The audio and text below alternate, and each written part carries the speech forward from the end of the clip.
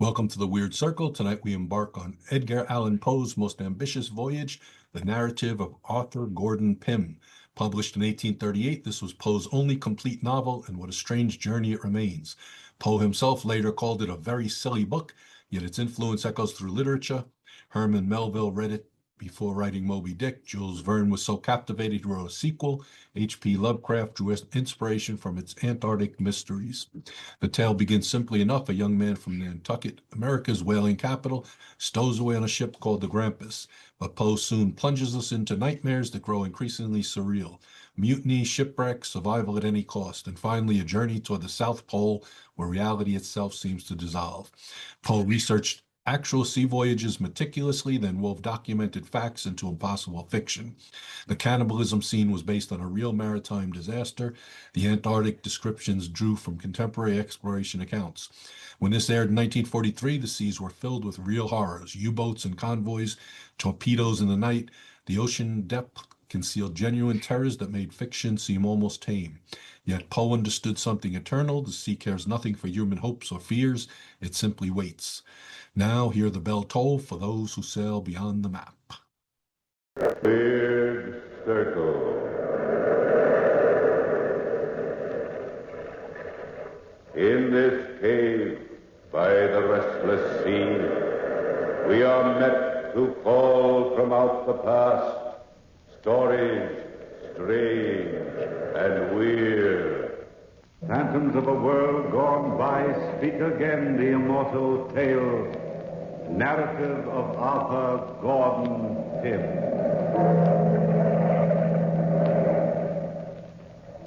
I was down on the waterfront looking for the old whaling vessel Grampus. Captain Bernard was in charge, and though I hadn't seen the old captain in more than 10 years, I still felt he was a pretty good friend of mine. I could remember him telling Dad and myself some pretty wild tales. I drank it all in, main rig, compass, and anchor.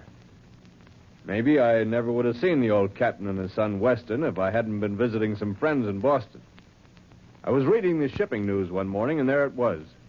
Benjamin Bernard, experienced whalers wanted to man vessel Grampus, sailing July 13th, 1 a.m., 1881. Well, I packed my digs, slung them over my shoulder, took a lungful of salt air, and, 6 hours before sailing time, I was looking for the ship. It was dark as I walked down the waterfront, and I stopped the stranger. Yeah, Bud? What do you want? I'm looking for a whaler known as the Grampus, and I think I'm lost. There it is, right in front of you. What's the matter? Can't you read? Yeah, it seems that way. Thanks, fella. Do you happen to know if Captain Bernard's on board? Yeah, he's there. You shipping out on her? I'm looking for a job. I'm pretty green, but I'm an old friend of his. I'm an old friend of his, too. I was out in his last voyage. I wouldn't ship out again under that yellow curve. I was to starve first. When Dirk Peters says, don't go, don't go. What's the matter? Is the ship haunted or something? Nothing's the matter with the ship. The captain's nuts. Are you sure you're talking about the same man I am? There's only one Captain Bernard, and that's him. He and his son both. Two of a kind. Don't take my word for it. Ask any man that was aboard the Grampus last trip. Ask Sanford Allen, our second mate. Talk to the cook, little Tony Matsayo. Ask him. Captain got playful and cut little Tony's arm off. Look, I'll take you aboard. I've been trying to collect my scratch ever since we landed 2 weeks ago, and I get word tonight it's ready. Watch out for the loose boards on the gangplank. Yeah, I see what you mean. I'm right behind you. I don't think this ship's sailing tonight, Mr. Peters. Look at that sky. That little squall don't bother Bernard. Human life's cheap. Climb over the gunwale. It's fastest. All right. It's a dirty-looking ship. Captain Bernard! Captain Bernard! I guess he's in the cabin aft. Follow me.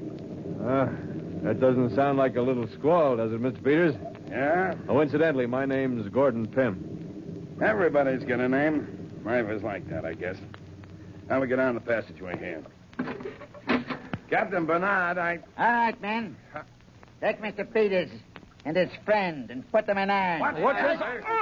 You dirty swine, you double-crosser. Shut up, Peters. Take them down to hold until we sail. Then we'll see what you have to say, Mr. Peters. We're being Shanghai, Mr. Pym. Shanghai!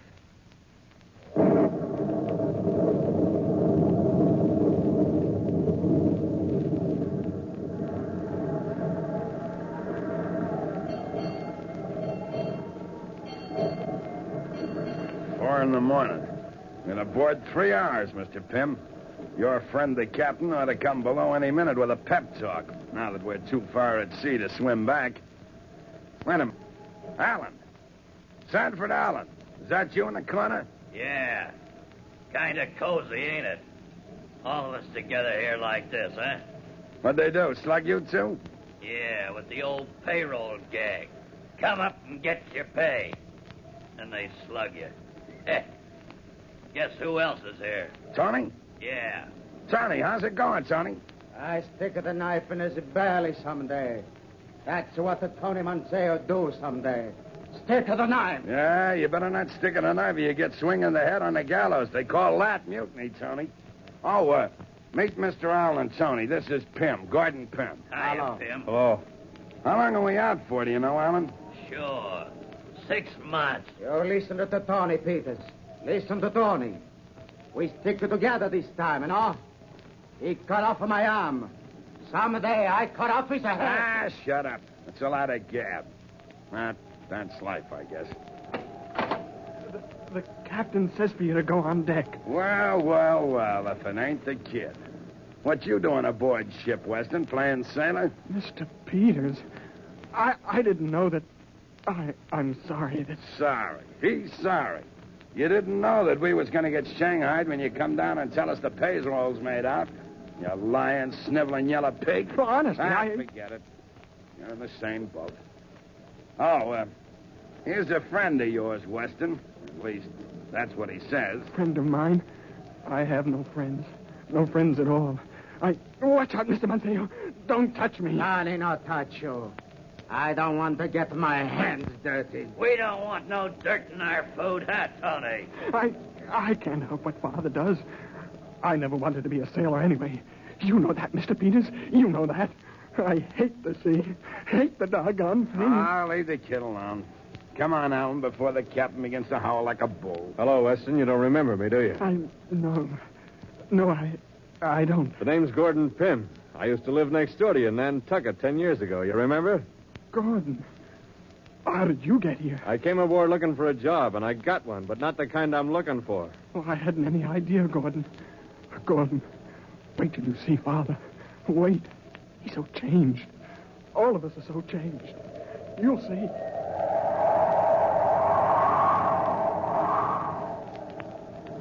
We walked slowly up to the deck, and we lined up. 2 lines, 10 men. 10 of the toughest, dirtiest-looking men I've ever seen. Captain Bernard kept moving his hand back and forth, sort of a nervous habit, and then started to stand muster. He didn't recognize me, and I didn't mention our old friendship. As the days went by, he seemed to take a kind of joy in making a fool out of me. But then he didn't treat his own son any better. As for Peters, he hated him and wanted to get something on him. But Peters was smart and stayed out of trouble. He was the only man who wasn't flogged during those first 40 days at sea. One night, we called the 10-man crew to a secret meeting and advised them never to try and talk to the captain. Well, a storm was brewing on the 42nd day of the journey, and I was called into the captain's cabin. I opened the door. You called for me, Captain? Yes, Mr. Pym. I called for you. Shut the door behind you. You're just standing there like an idiot. My son tells me that you're giving out free advice these days. Gordon, I didn't. I swear. Shut up, you sniveling swine. Calling you my son makes me ill. Father. Now, Mr. Pym, I heard you've been advising the men to obey me blindly because you think I've an idiot mind. Captain Bernard, I said nothing of the kind. Don't lie to me, Mr. Pym. I've known you for many years. Oh, so you do remember. I couldn't very well forget, could I? Despite my idiot mind. I tried to treat you as I've treated the other men. You've taken advantage of me. Whispering behind my back. Trying to turn my son against me. Plotting with Mr. Peters. I'd have none of this on board my ship. Gordon, he's making it up. I never said it. I never said it. Calling me a liar, Weston? No. You see, Mr. Pym? My son denies it now. But I checked his story through our cook. Why don't you admit it, Mr. Pym? I thought I was helping. That's what I told him, Gordon. Shut up. Help. Since when have I asked for your help? Answer me, Mr. Pym. Answer me. Well, you didn't, sir, but... But what? What did Mr. Peters say to you about my idiot mind? He said nothing at all, sir. Nothing, is it? No, sir. Tell me the truth. It is the truth, Captain Bernard. Liar. I'll cut your lying tongue out with my own hands. What did Peters say? Nothing, sir. Nothing. Leave him alone, Father. He's telling the truth. Don't hurt him. He's my friend. My only friend. The only one I ever had. I'll leave him alone. Since you love this friend, my son, I'll allow him the pleasure of trying to make a man out of you. Mr. Pym, you take this sniveling son of mine and tie him securely to the mainmast. No, Father. 48 hours. No. Then, when he's securely tied, you will report to deck for 40 lashings until I get the truth about Peters out of you. Yeah, but it's suicide for a man to be tied to the mainmast in this weather, If Captain. anything happens to him, Mr. Gordon, you'll pay for it with your life. So be sure he's tied securely.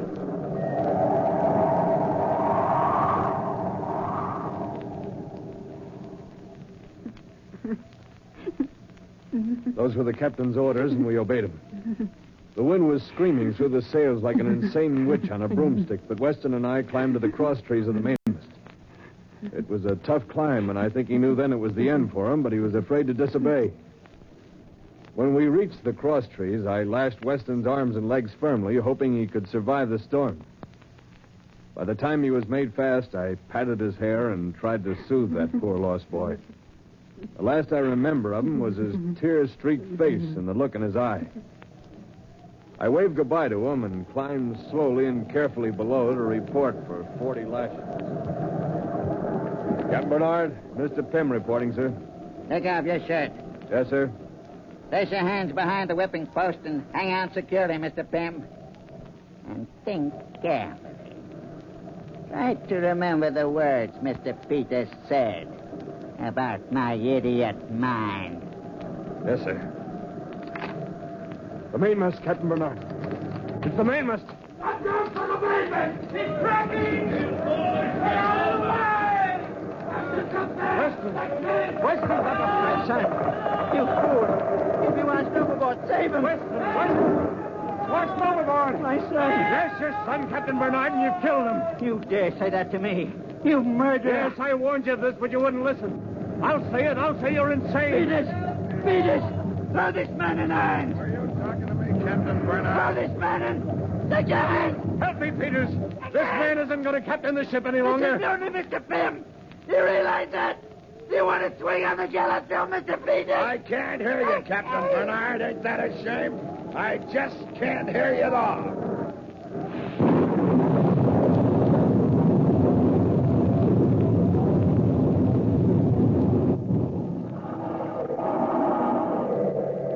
You'll swing with it. Ah, shut up. Here, I'll tie this gag around your mouth. That'll keep you quiet. Crew's coming topside. Storm's let up for a little while, and the course is set. Do they know, Gordon? I thought we'd tell them when they got here. We gotta work fast. This calm ain't gonna last, and we won't be able to steer no course at all with the mainmast gone. What's this special meeting about? Look, Alan. Look at the captain. Peter. Look at him. Did you? Yes, Mr. Allen, it's a mutiny. Are you with me? I cut his head off. No. Shut up, Tony. I ain't getting mixed up in no mutiny. Is this your idea, Gordon? Yeah, that's my idea, all of it. If any man swings around here, it'll be me, so listen to me. You should have asked us, Gordon. We don't like getting dragged into something like this. Now listen to me, man. Nobody will swing for this if you use your heads. Nobody has to know this is mutiny. So, he's right. We'll kill the captain.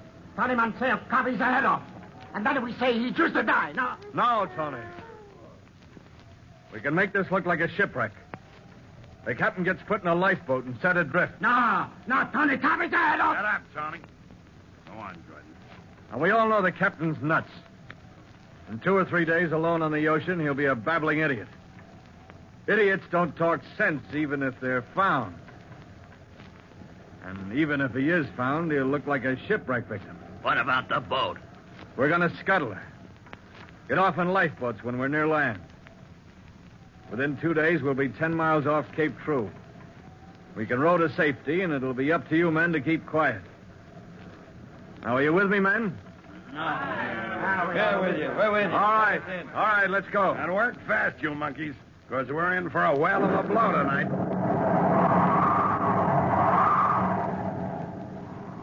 I was so smart. Smarter than anybody. You could see it then. I had the whole thing planned perfectly from beginning to end. We lowered the captain in a lifeboat, gave him some biscuits, a compass, and a jug of water. But I didn't figure on the storm that was to come.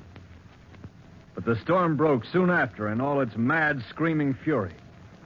We couldn't control the Grampus. She was like a wounded animal, and I thought for a minute she'd sink by herself that night. There were 8 men left then, being the kid and the captain was gone. We had to lash ourselves to the deck to keep from being swept overboard. But during the night, 4 of the men were lost. It seemed to me that the ocean was fighting back the mutiny. Water poured into the ship. The entire belly of the ship was waterlogged, and only the top deck was riding above the ocean. There were 3 lifeboats on the Grampus before the storm, but we lost them during the night. And then, toward morning, Allan screamed out, You blasted fool, Gordon. We can't scuttle this ship even if we want to now. What do you mean we can't scuttle it? It didn't sink, did it, Mr. Peters? Ah, shut The up. hold of this boat is filled with empty oil casks, isn't it, Mr. Peters? Yes, Alan. I forgot about that. Well, what's the difference? Difference?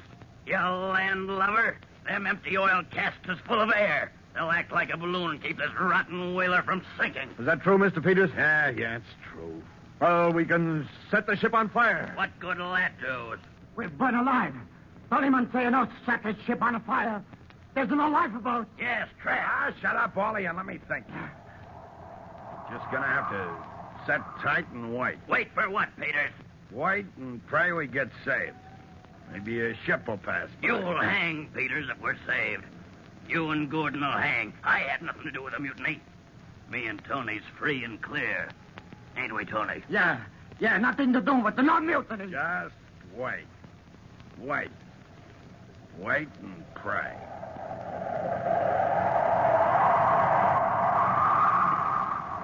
We did wait and pray. Waited for 13 horrible days without food or water. 13 days. And then one morning, Allan began to complain as usual.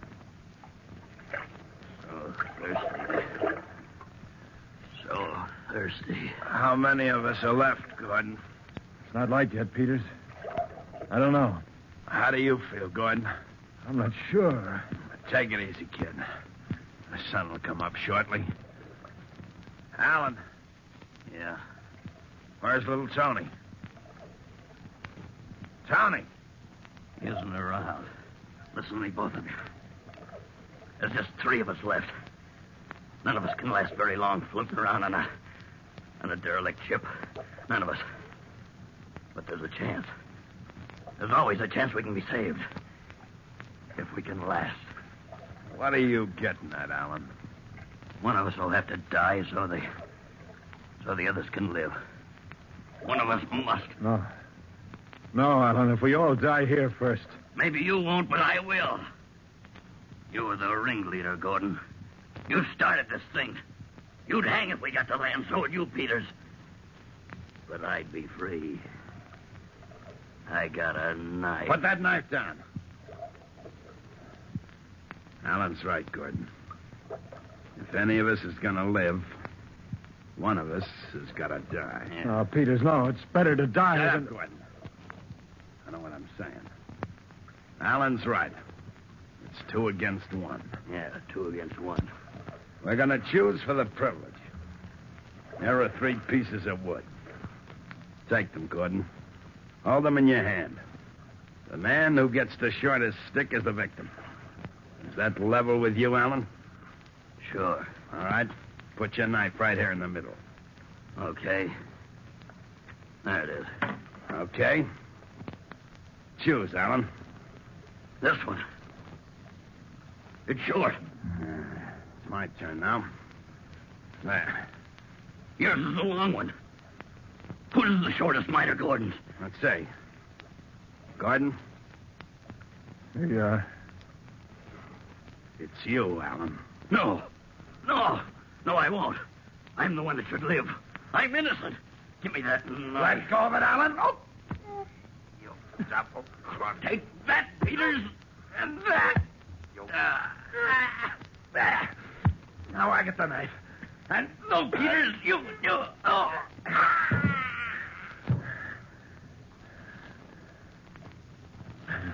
Dead, Peters? Yeah. Peters.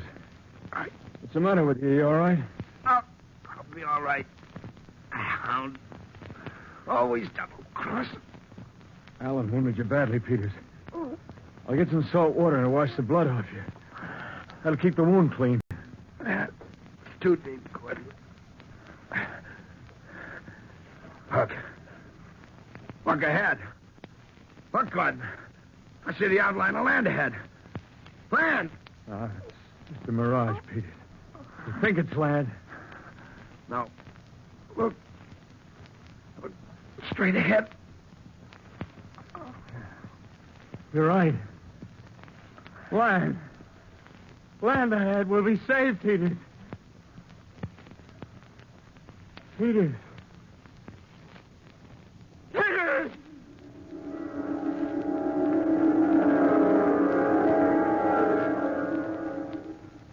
But Peters was dead. Peters and Allan lay side by side.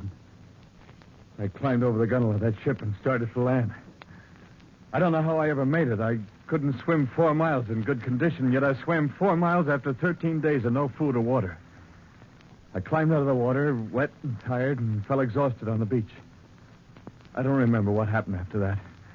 I was in a native village of some sort, I knew, and some native women had taken me in and cared for me until I was well. They thought I'd been shipwrecked. They would have kept on thinking it, too, if it hadn't been for the first day I was well enough to walk around. I stopped in at the settlement's only inn to figure things out. And as I opened the door... What do you mean there's a derelict ship out there, eh? I mean what I say. All the Grampus. This old loon keeps saying he was once the captain of that ship. Oh, loon. I'm crazy, huh? You men think I'm crazy. But I'll prove I'm sane. There was no shipwreck. It was mutiny. Mutiny. And my son was killed. He did it. Yes, he did it. Mutiny. And he did it. There he is. Right there. Standing at the door. Look at him. Don't let me get away. Don't let me get away. Hey, mister. You mustn't get away. Mister, come over here. Talking to me? Yeah. Come on over here to this table, stranger. This old loon claims he knows you.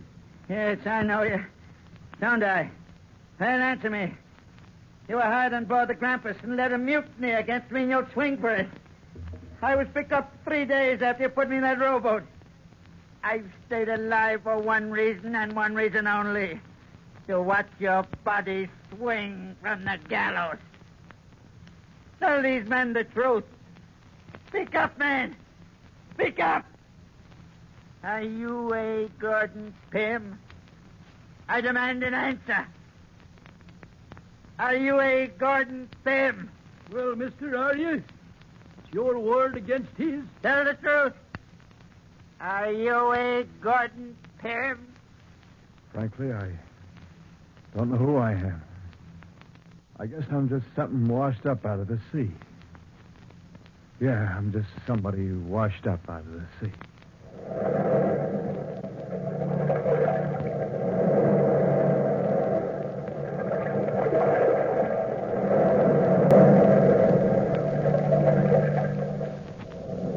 From the time-worn pages of the past, we have heard narrative of Arthur Gordon Pym.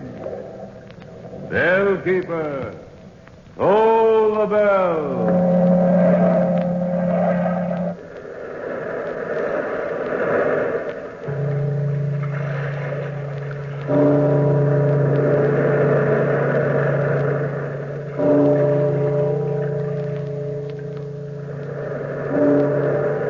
This is the United States Armed Forces Radio and Television Service.